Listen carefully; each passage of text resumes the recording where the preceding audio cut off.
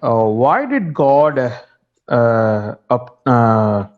didn't allow people to eat blood in the Old Testament, and now asking to eat everything? Still, many didn't take blood even now in the New Yeah. Testament context.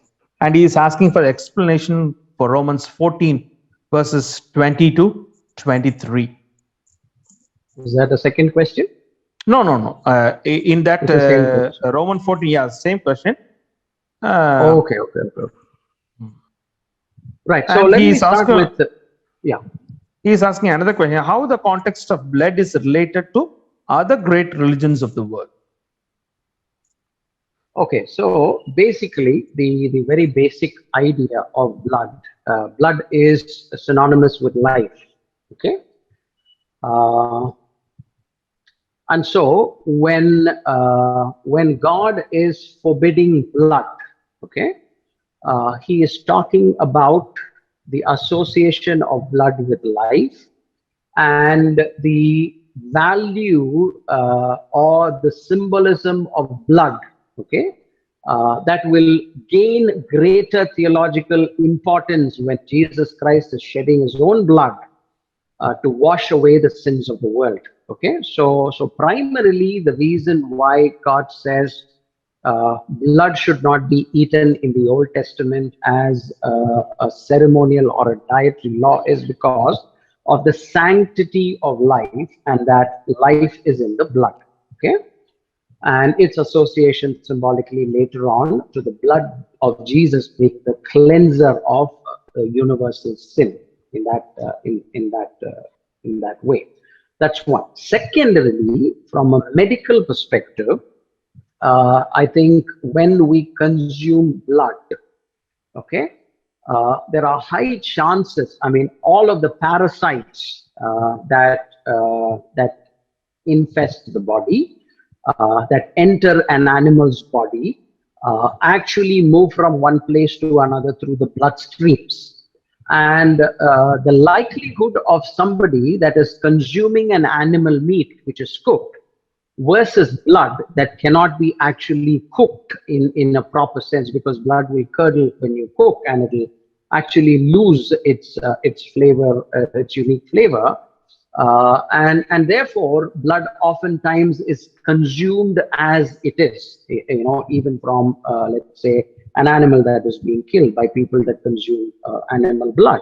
But the chances of medically, landing yourself in trouble because of all of these parasites that move in bloodstreams is high.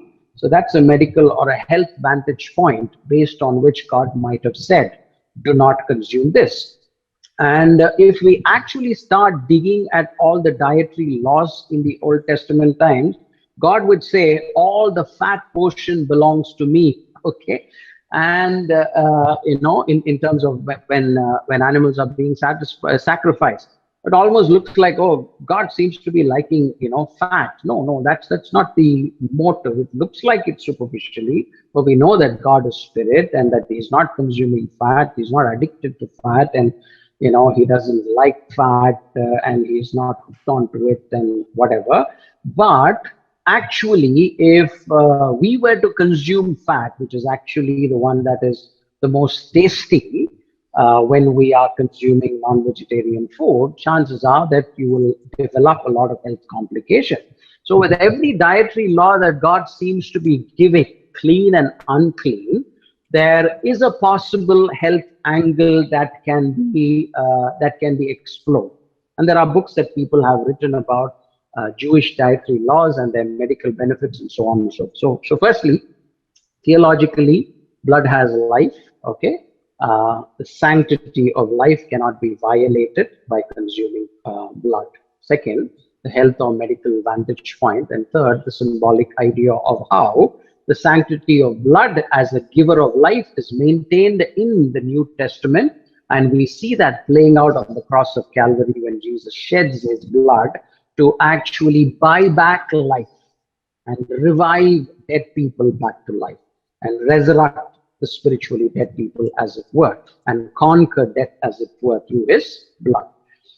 So these are roughly the three things. So here in this passage, when he says you can take everything, everything is unclean and all of that, we have to go back to Acts. You remember our Acts study when the Jewish Christians and the Gentile Christians again were having a rift, okay? And in the Jerusalem Council, there were a few things that the elders of the Jerusalem Council actually decided. They said that you're not supposed to eat meat with blood in it.